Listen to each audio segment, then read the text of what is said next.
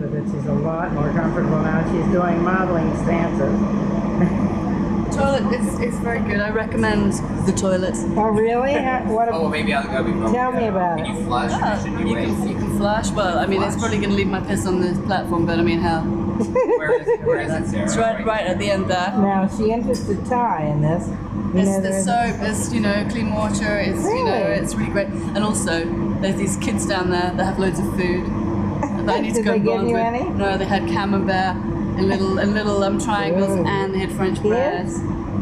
Kids, yeah, one had dreadlocks, so I thought I could maybe, manipulate the situation to my favour. But no, I decided against it in the end. I thought I'd wait, till we got in. I'm starving. Oh, I hate my body. I really hate it because in the morning, like I said to you this morning, I wasn't hungry and I ate that food, but it doesn't fill me up, and it just seems to make me hungry. Montserrat ist Umsteigen erforderlich. Kurz vor Erreichen der Talstation informieren wir Sie erneut. I didn't understand any of that. Not coming out of the tunnel. Have you ever seen any of Harry Joglam's films? He's an independent American filmmaker. He did this one thing which was had much to do with the White Cliffs of Dover. It was a real interesting film because it had a sort of metaphysical kind of story that it told. It's really a good movie. Remember that? Where the girl meets this woman that gives her this locket. And has something in it. It's a painter. It has something to do with a painter, and she goes to the White Cliffs of Dover and she sees this painter painting. They fall in love. It was really good. Anyway, that song runs through it constantly.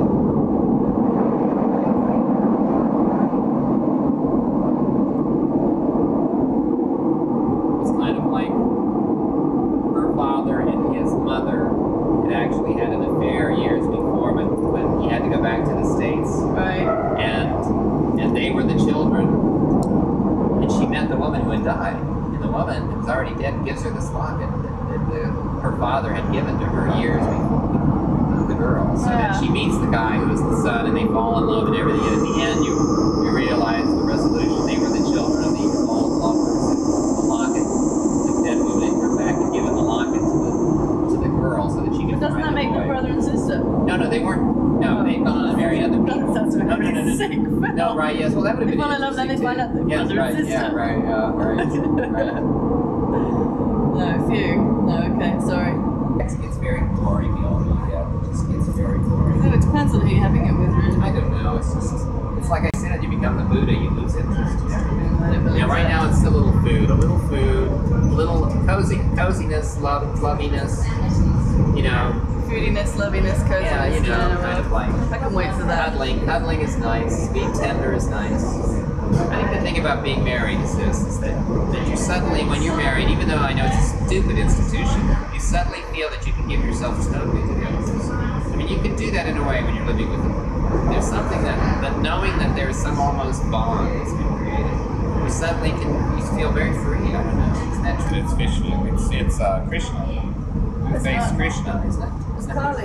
Is it Kali with the tongue out? Yeah, No. Kali, Right? yeah. Does Kali have a blue face sometimes? Yes, one of our And her avatars? yeah, with these the skulls of all the her lovers or whatever. Yeah, I should have realized. we know I love shots like this. Someday I'll do something with them. All those dizzy movements. There's a story, but I can't remember who told me it, because someone recently told me the story of this gay guy who goes swimming every morning in this pool, and he is covered in tattoos of Tom of Finland. I don't know if you've ever seen any of his stuff. Basically, it's not really pornography, but I mean it kind of is, but it's drawings, line drawings of men in very lewd sexual poses and stuff, and it kind of has a Nazi overtone to it in terms of the stuff they wear is very military, etc. Anyway, so he goes swimming every day, and when you're swimming, you don't wear clothes; you just wear your shorts. Problem is that he goes in the morning when children are there, so they had to ask him to wear a t-shirt, which just reminded me. You were saying that t-shirt's obscene, and I was thinking, yeah, but this guy, he has obscenities all over his body, and he has to wear a t-shirt to cover them up. I loved it then. I could read art history just nonstop. Now, just sleep. Reading's a bit like a muscle as well, isn't it? It's like a brain muscle. It's a function that, you know, if you don't exercise it, Yeah. it becomes lazy and useless. And Yeah, but I mean, you know, it's not that people couldn't read things you like. It's just that reading, you know, something even something as interesting once upon a time as art history now seems horribly academic. yeah.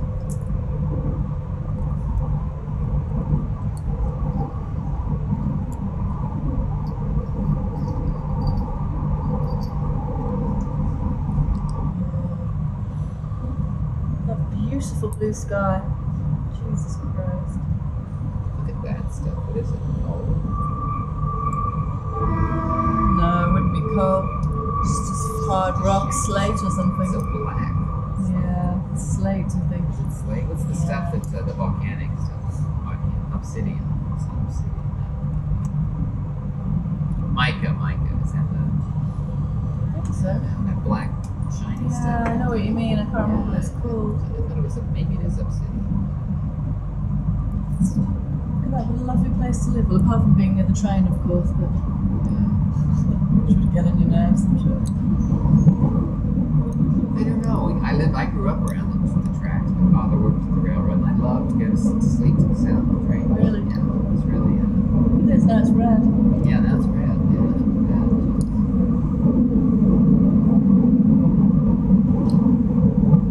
And I love sleeping on trains. I used to go out every summer to California because he had a pass, you know. Oh, yeah, so you get free travel And I and have stuff. two relatives that lived in one in LA, one in San Francisco. So every Excellent. summer we'd spend the summer there, sleeping on the trains. My mum has got the most fantastic garden because she lives in this really old cottage. It's like, I don't know, 400 years old or some shit. Really, really, really old. And the garden kind of slopes down a hill into a valley. And it is the cottage used to be a cottage industry. It's called Weaver's Cottage. So it used to be, you know, they used to make whatever stuff like weave. So attached to the cottage, there's a barn where they used to have sheep. There's a spring inside there. There's a huge big fireplace and a sink, a stone sink. And then Wait a there's a minute, pigsty. This is there's- Alyssa Di No, Montserrat. it's the next one. Oh, okay. And it's absolutely beautiful. The woman that lived there before her mum lived there virtually all her life, and she was very old when she died. And so she obviously, I mean, she adored her garden, and it's you know, when a garden's been looked after for 40 years, you know, all these old plants. She has the hugest bay tree, you know, maybe bay leaves, you know. Right. Wow. Rockin'.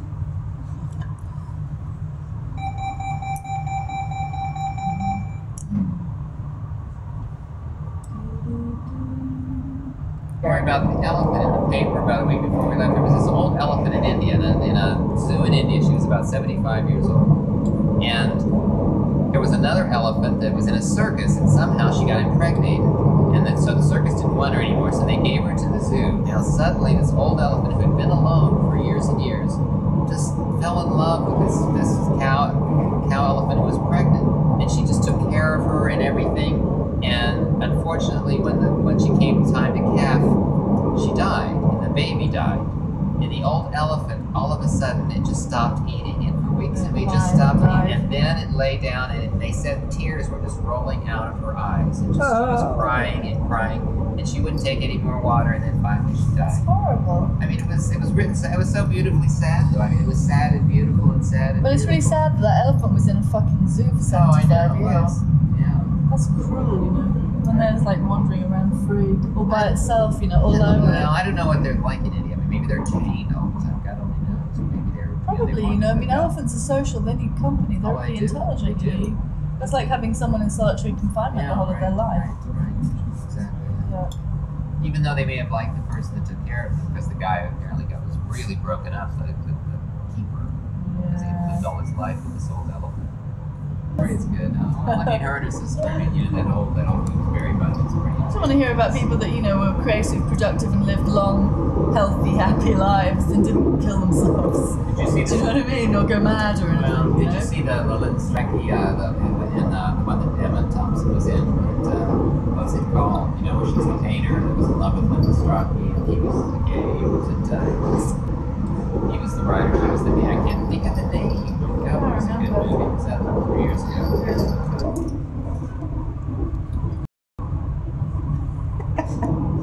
Pardon me.